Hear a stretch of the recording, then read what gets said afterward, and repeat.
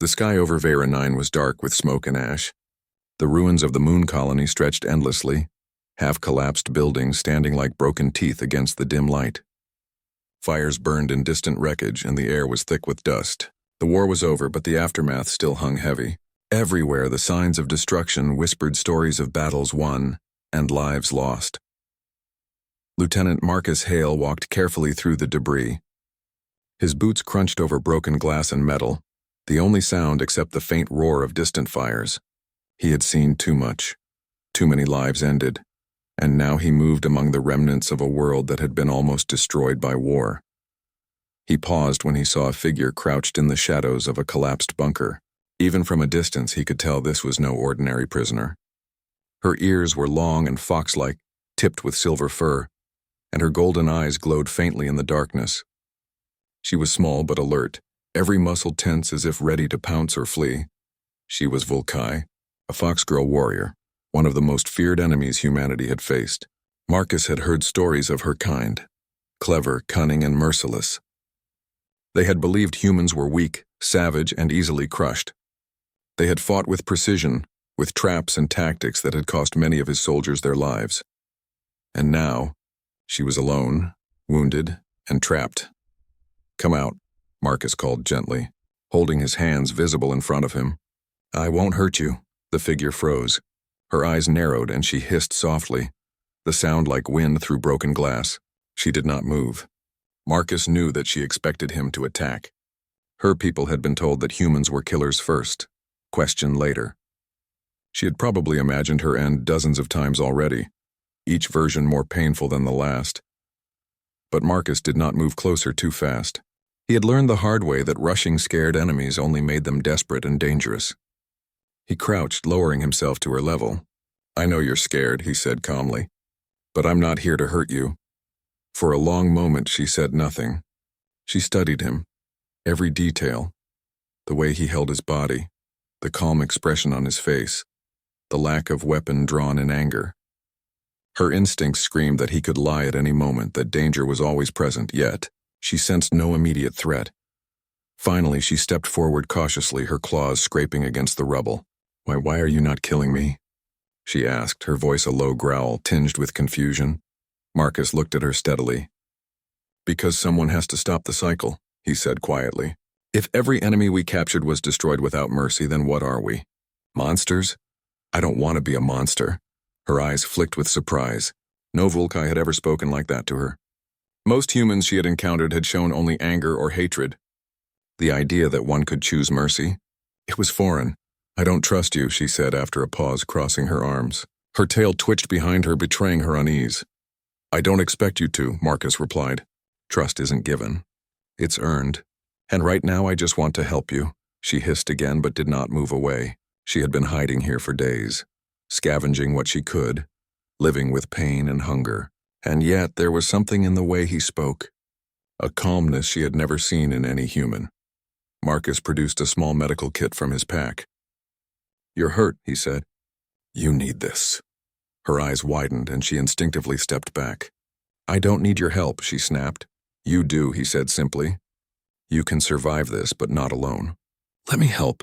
After a tense moment, her pride faltered. She had fought hard, alone, and for the first time she realized how weak she truly was in her current state. Her left arm was cut and bleeding. Her leg had a deep bruise that made movement painful. She inhaled sharply, then nodded reluctantly. Marcus approached slowly, keeping his movements deliberate and calm. He cleaned her wounds and wrapped bandages with careful hands. She flinched at first, expecting pain, but none came. She felt the strange foreign sensation of care. Not pity, not fear, not cunning, but genuine attention. "What? Why are you doing this?" she asked finally, her voice quieter. "Because it's the right thing to do," Marcus replied. "Because no one should have to die when there's a chance to live." Hours passed. The air cooled as night fell, and the stars appeared faintly above the smoke. Marcus had built a small fire and placed a few rations near her. She sat opposite him, tense yet curious. "You could kill me any time," she said softly, watching him stir the fire. "Any human would." "I could," Marcus admitted. "But I won't. Killing when it isn't necessary. That's what makes humans dangerous. I've seen too much of that. I want something different." For the first time, she hesitated.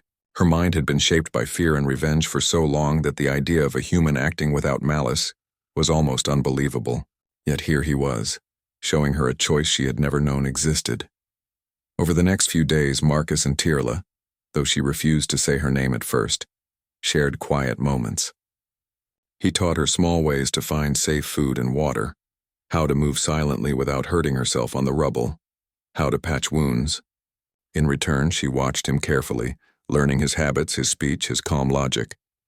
She could sense the weight he carried, memories of comrades lost, villages burned, and the faces of enemies he had been forced to kill. One evening, as they rested, a patrol of human soldiers approached. Tyrla froze, her heart racing. She knew what they wanted, to take her away, to deliver her for trial, for punishment. Marcus stood up slowly. "Stay here," he whispered, his eyes cold and determined. The patrol demanded that Marcus hand over the prisoner. "Lieutenant, you're putting yourself at risk," one shouted. "I know," Marcus said, his voice steady, "and I accept that risk." He stepped protectively in front of her. "She stays with me." The soldiers hesitated, unsure if they should argue with an officer who was risking everything. Finally, they backed away, grumbling, and Marcus led Tyrla to a safer hiding place. She had never felt such a mix of confusion and gratitude.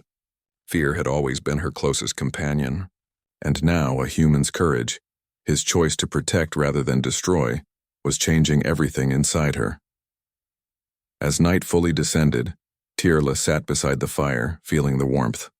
She looked at Marcus, who was repairing an old communications device, and she wondered, why would a human do this?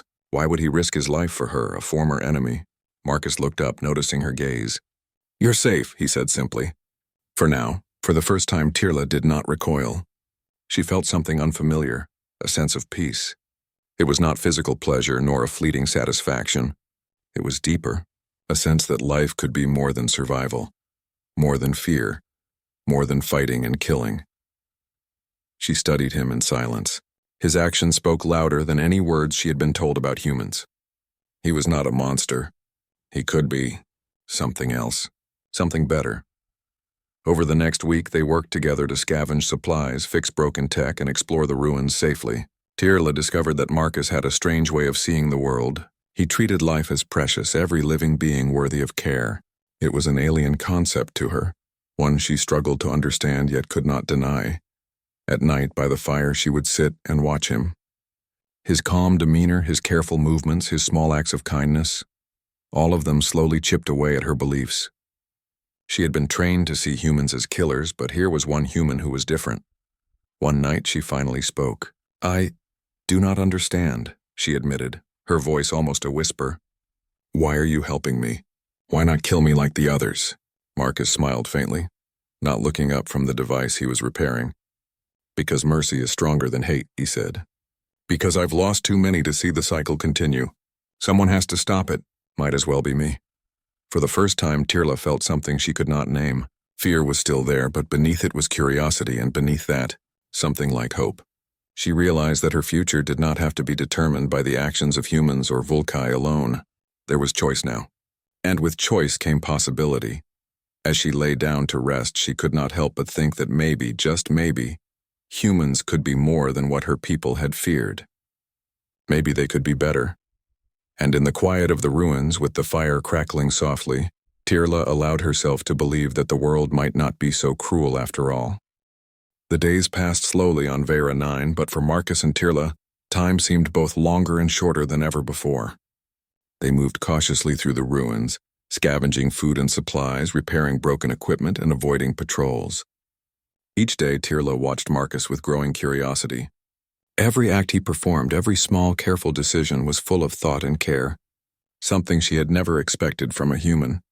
It had been a week since the patrol had confronted them, and Marcus had managed to create a small, secure area in a half-collapsed observatory. From this vantage point, they could see distant fires, patrol movements, and the jagged terrain stretching across the wasteland. Marcus had even managed to set up a makeshift communications array, hoping to contact friendly human forces. But the most remarkable change was not in the world outside. It was in Tyrla herself. She had begun to trust him, though she would never admit it aloud. Her instinct still screamed caution, but something deeper whispered that he meant no harm.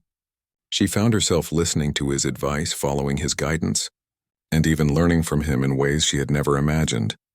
One morning, as they scavenged supplies from a collapsed building, a small mechanical device caught Tyrla's attention. It was a personal data recorder half buried in dust.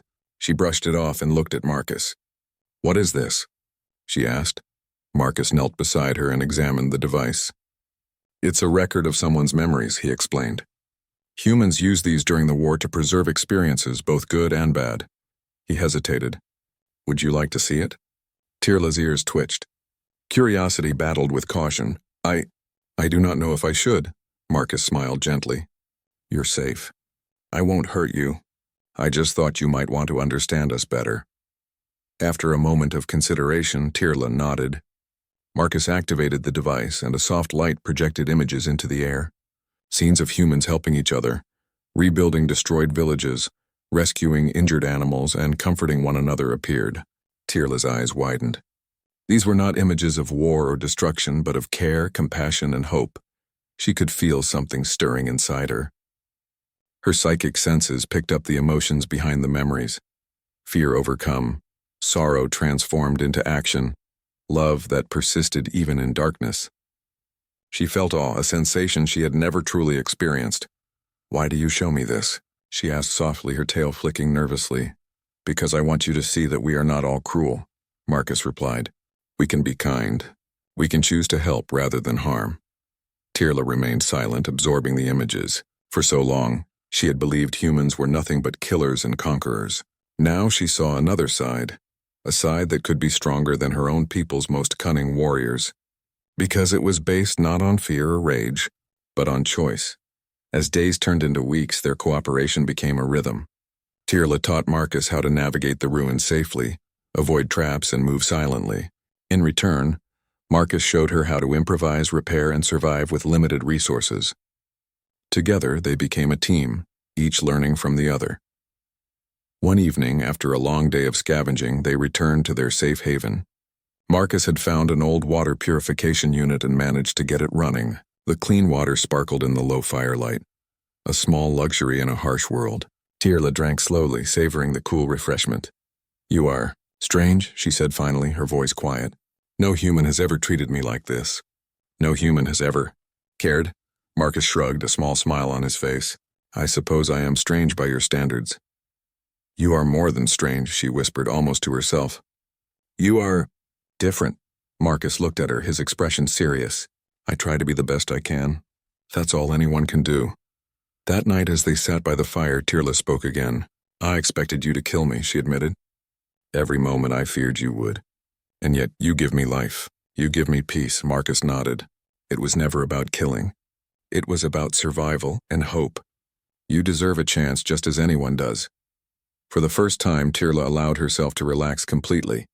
She curled up beside the fire, her ears twitching as she listened to Marcus hum softly while repairing a small piece of equipment. The sound was strangely comforting, a melody of calm in a world that had been so chaotic. The next morning brought new challenges. A human rescue team had finally detected the faint signal from Marcus's communications array. Marcus explained the situation. If they found Tyrla, she would be taken away as a prisoner. She would be treated well, of course, but she would no longer be free. Tyrla's ears flattened in worry. "They will take me from you," she said. "I will be returned to them, to what they call justice." Marcus placed a reassuring hand on her shoulder. "We'll figure it out," he said. "I won't let them decide your fate without you." Over the next few days, they prepared for the possibility of confrontation. Marcus strengthened their hiding spot, rigged diversions, and trained Tyrla to move silently and swiftly. Despite her initial reluctance, Tyrla adapted quickly. Her natural agility and heightened senses made her an excellent partner. One afternoon, as they explored the outskirts of the ruins, Tyrla stopped suddenly. Her ears twitched and her tail flicked sharply. She crouched low, signaling Marcus to halt. In the distance, she saw a patrol approaching. Marcus nodded, understanding her signals. They slipped into the shadows, moving silently among the debris. Tyrla led the way, her movements precise and confident. Marcus followed, his trust in her growing with every step. When the patrol passed without noticing them, Tyrla exhaled softly. You trusted me to guide you, she said. Even though I am your enemy. I trust you because you've earned it, Marcus replied. Actions matter more than words. The bond between them deepened with every shared experience. Tyrla began to understand that the human before her was not just a soldier, but a person capable of great empathy and strength. And Marcus began to see that Tyrla, despite being trained for war, possessed a capacity for growth and understanding that rivaled his own. One night, as they rested by the fire, Tyrla reached out tentatively and touched Marcus's arm. I feel something strange, she admitted. I do not understand it fully. Marcus smiled gently. It is trust, he said. It is respect. It is the knowledge that someone cares for you and will not harm you even when they could. Tyrla's golden eyes glimmered in the firelight. I have never felt this before, she whispered. Never, and yet it feels right.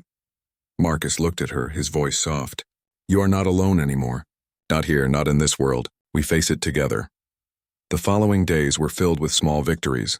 They found caches of food, repaired broken machinery, and even managed to harvest clean water from a hidden spring. Every day their cooperation strengthened. They laughed quietly at minor mishaps, shared stories of their pasts, and found comfort in each other's presence. Tyrla began to understand the depth of Marcus's mercy. He had not only spared her life, but had shown her that life could hold more than fear and survival. There could be joy, hope, and even peace. Finally, the rescue team arrived. Marcus had communicated with them and arranged for a meeting at the edge of the ruins. Tyrla felt a surge of anxiety. She did not want to leave Marcus, yet she knew this was inevitable. When the team arrived, Marcus stood protectively in front of her. She is not a prisoner, he said firmly. She is free to choose her path. I will not hand her over against her will. The team hesitated. Lieutenant, protocol. One began. Protocol is not always right, Marcus interrupted. She has proven herself. She has learned. She is not the enemy she once was. If anything, she is an ambassador, someone who can help us build a future together.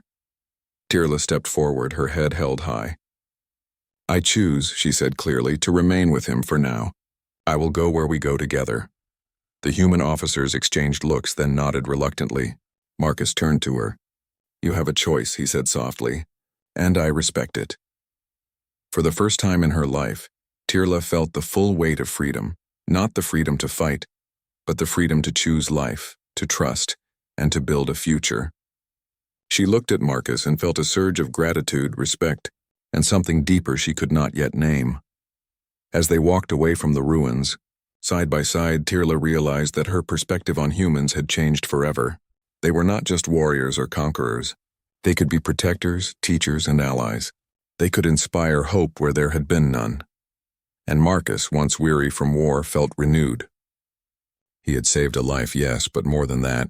He had shown that humanity's greatest strength was not in weapons or numbers, but in the ability to choose mercy, to choose hope, and to choose each other. The stars above Vera 9 shone brightly, their light reflecting off the ruined landscape. It was a quiet night, but in that quiet, two beings, one human, one Volkai, walked together toward a future they would shape together. No longer prisoner and captor, no longer enemy and soldier. Just two souls, learning to trust, to live, and to build a world where understanding was stronger than fear.